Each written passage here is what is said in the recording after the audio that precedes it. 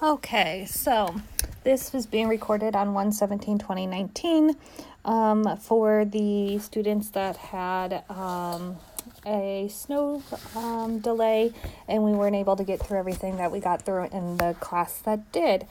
I am actually drawing a blank on where we stopped, so I am going to go ahead and do large for gestational age and on, and that should cover everything.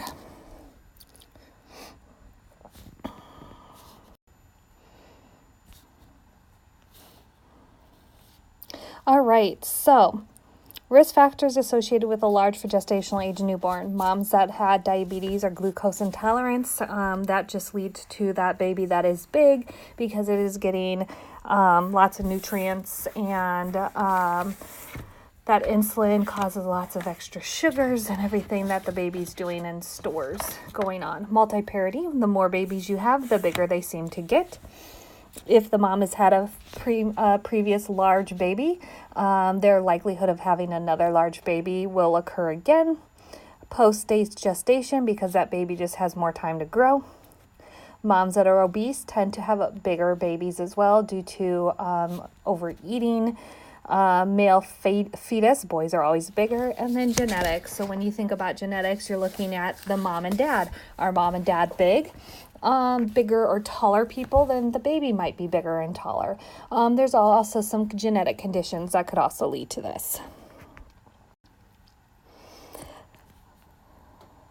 All right, so this is the classic picture of a large for gestational age baby. This baby is like 10 pounds, 15 ounces, so definitely a big baby. As you can see, he has a large body, plump, full face. Everything in general is just bigger.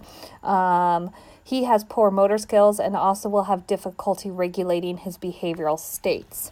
Poor motor skills in terms of one thing that I've seen has been their feeding. I have noticed these kids have a horrible time coordinating that suck and swallow. So instead of closing their mouth and sucking and swallowing at the same time, they chomp and don't get that suck going on. Or they will just hold with their mouth open and just try to suckle. And of course, that's not going to work either. Difficulty with regulating the behavioral states. I've seen some of these babies that don't go through those normal stages of waking up. So deep sleep to light sleep to kind of drowsy to quite alert to active alert to maybe starting to cry. These babies will go from deep asleep to wide awake very quickly, but we've also found that sometimes it's hard to soothe these babies once they are wide awake and crying. It takes a long time. They're not easy to soothe.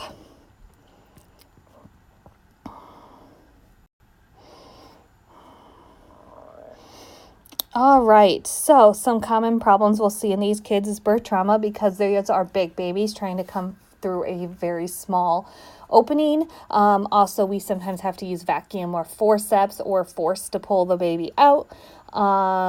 The shearing force of the pressure of being delivered vaginally can cause bruises, shoulder dislocation, or breaks. Hypoglycemia, because if mom was diabetic, their insulin is so high and now their food is gone, so they're just going to tank that way. Or the fact that they're bigger, their stores, they require more. Polycythemia is common in all babies, and hyperbilirubinemia, which is common in all babies. But also if there's bruising and other issues, that makes it worse.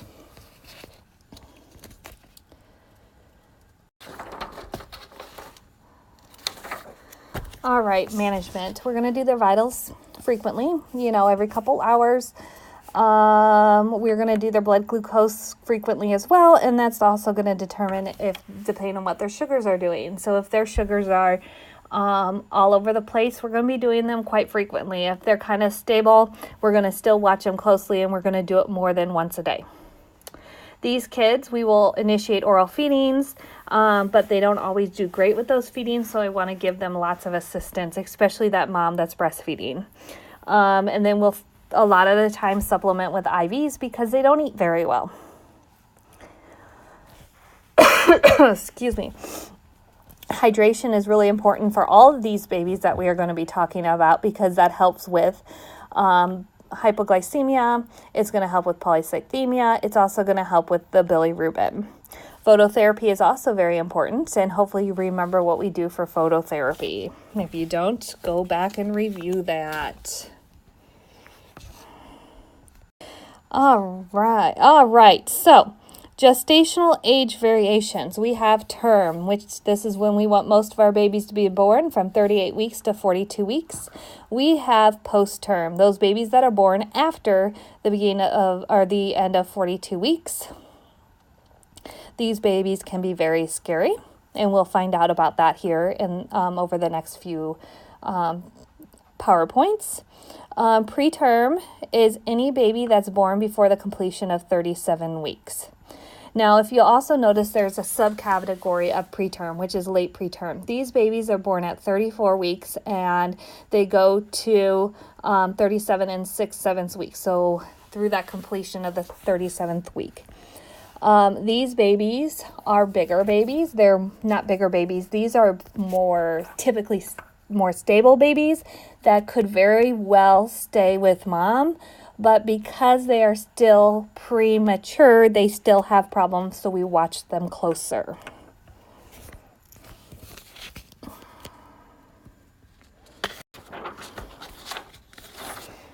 All right, so post-term babies. These babies can have a lot of problems because that placenta isn't able to provide oxygen and nutrients for the fetus. Because once you reach the 42-week mark, that placenta starts to break down, and same with the umbilical cord. And all the baby's oxygen and nutrients come from that. And as it breaks down, less of that stuff is going to that baby. So another thing we see with characteristics of these post-term babies is that dry, cracked, wrinkled skin. They may even be meconium stained due to the stress of the environment they were in. So they pooped. Their extremities are long and thin because they're not getting the nutrients they need from the placenta. So therefore, they start using their own stores. Their nails are longer. They tend to, if you look at their palms of their hand and the soles of the feet, they will have lots of creases over them. They're very wide-eyed and alert. They have tons of hair on their heads. Their umbilical cord is super thin because it's breaking down. And they don't have a lot of vernix and lanugo.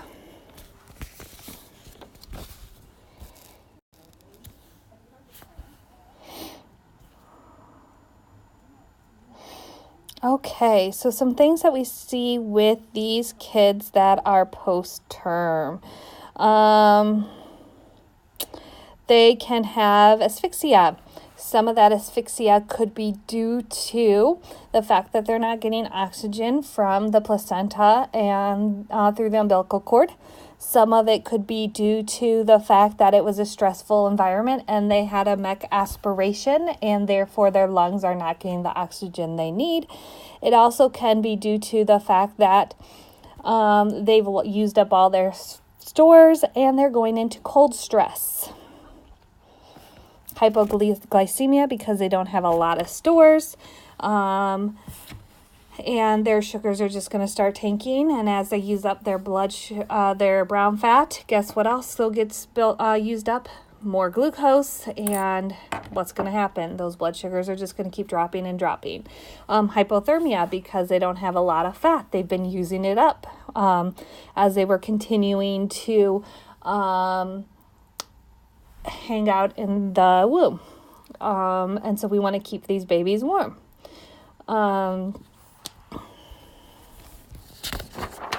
Okay. So what are we going to do for these babies? Well, we're going to do some sort of resuscitation. And I can't remember if we talked about this in class or not.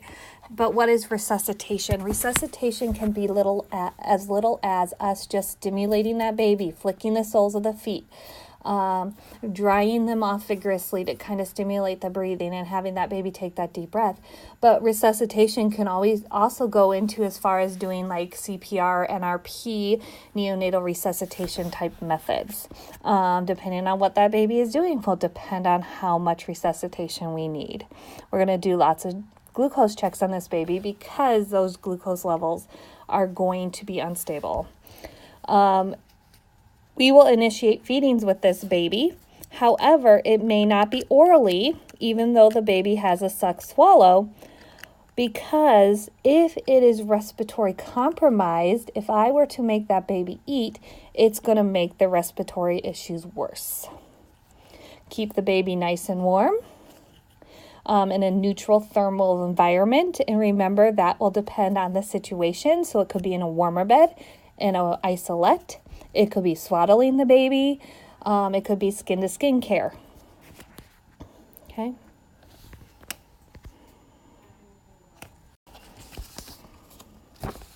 All right, preterm labor or preterm birth. We know there are some things that can trigger preterm birth, but it's not always something that we can tell or we can diagnose. Some women will just go into preterm labor and we will not know what the cause is. Some of the causes that we've been able to figure out are listed here.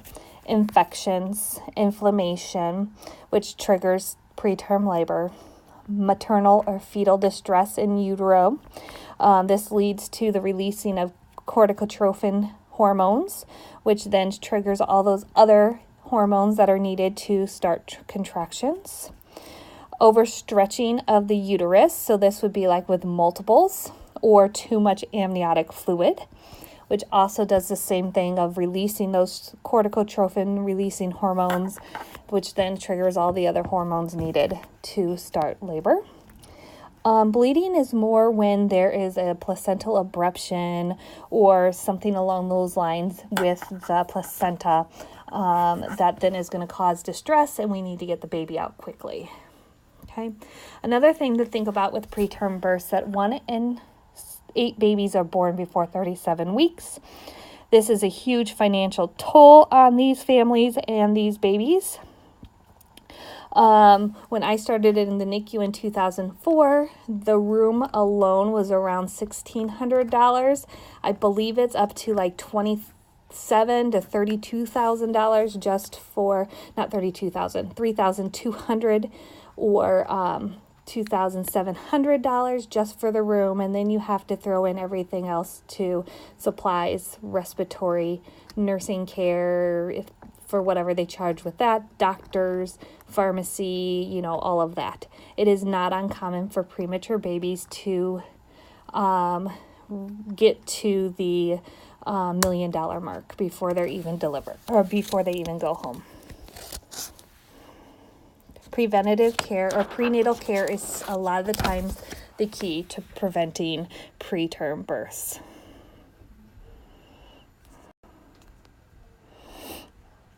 So my preterm babies that I take care of have a lot of stuff going on with them. Our respiratory system is one of the last systems to mature or be ready for the baby to sustain life. That's somewhere around like the 32-week mark, 30 to 32-week mark. But we also have to think about the respiratory system helps with surfactant, which keeps those alveoli open, and that isn't always fully developed, or due to the stress that's going on, that can cause that surfactant not to be produced by the body, which then unfold with immature lungs, makes it even worse for these babies. The cardiovascular system struggles with changing from fetal to newborn or adult circulation. This can lead to blood pressure issues, hemorrhages, those shunts not closing like they're supposed to. Let's see what else. The GI system. Our bodies have that innate ability built in that when our body needs oxygen and blood and stuff, it'll shunt away from those organs that it considers less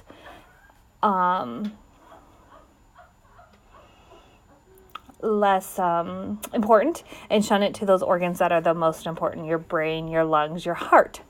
And therefore, And that leads to ischemia of that GI system. Okay. The renal system, immature, they're not able to concentrate urine. This causes a decrease in the glomerular filtration rate and an increase in fluid retention.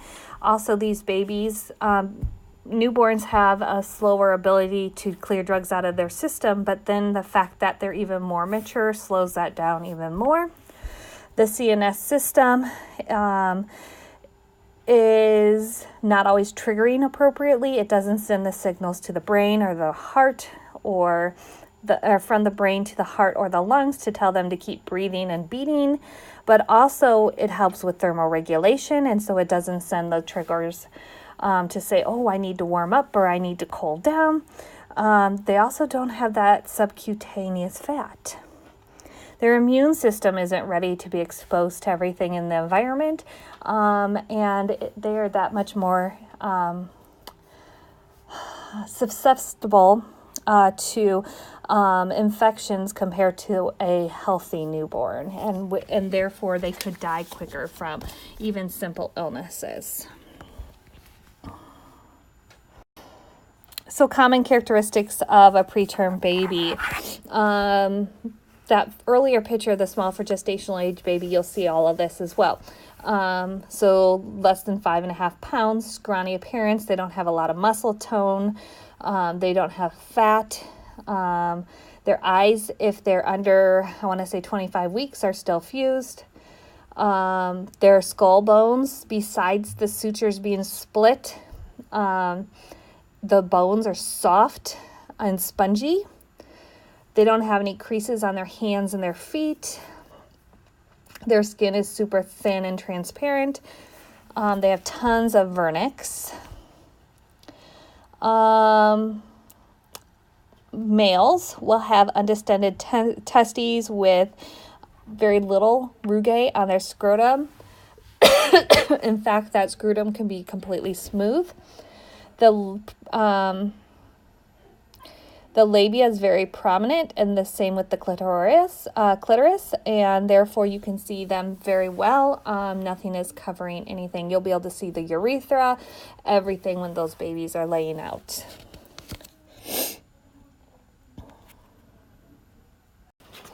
Okay, what I want you guys to do is just kind of look at this picture and think about everything you see. Everything that the parents could be going through with these kids, everything that they're scared about. Think about you as being a nurse and what it means to you and how scary it could be, or your initial thoughts. Moms and dads can hold this baby. Moms and dads can touch this baby. We'll probably have them cup the head and cup the butt, or lightly lay their hands on them. No petting of babies. We'll explain what I'm doing. We will explain all the equipment and teach them what equipment they need to be super careful with and which ones it's okay if they accidentally tug on it. We also want to do bonding and getting them at the bedside and helping them work through all those stages of grief and the feelings they're going through, but also talking to them about the possibility of loss. Because these babies sometimes die. Not always, but occasionally. What things can we do for that? Bonding, bathing, religious things, footprints, handprints, baptisms, cutting locks of hair, all those different things that we can do. Let's see.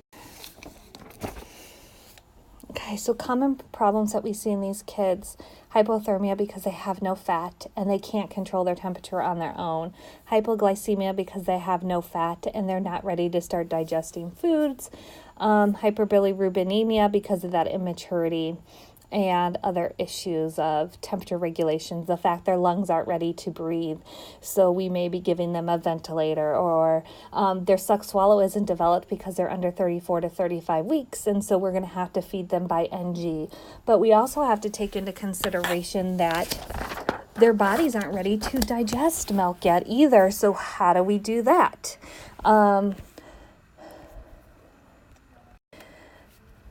So what are we going to do? Oxygenation. anywhere from a nasal cannula all the way up to high oscillating vents. Thermoregulations. These babies are under warmer beds and isolettes a lot of the times, and then eventually we'll get them into a crib. Nutrition and fluid balance. These kids are all going to have NVN, which is neonatal venous nutrition, CVN, TPN, same kind of things.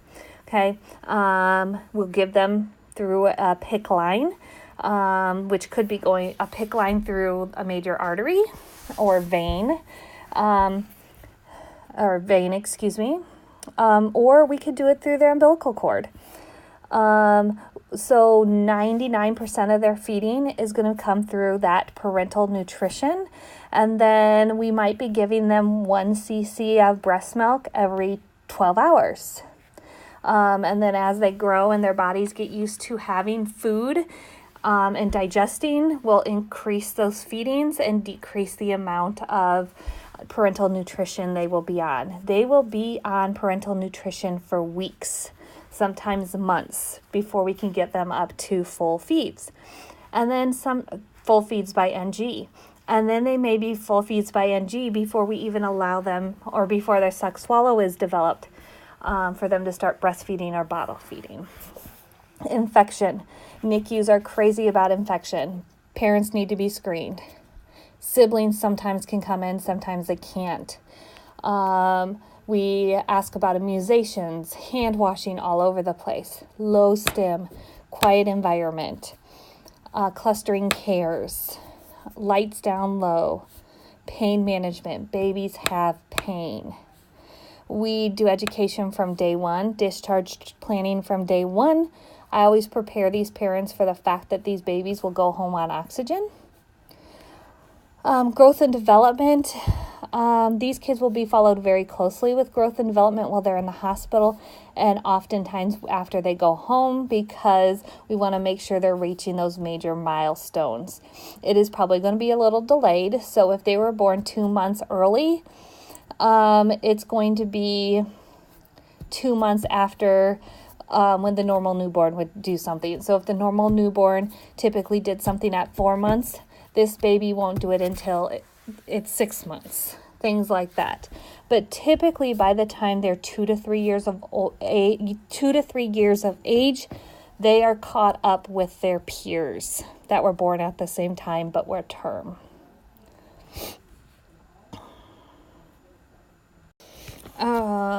All right, I think I covered most of this slide with the discharge teaching. I just make sure that they have everything they need. I make sure the parents are comfortable with cares. They are going to become experts on their children's care by the time they go home. I will make sure that not only I do, but then social workers are there helping the families get everything they need for discharge. I think that's it for this PowerPoint.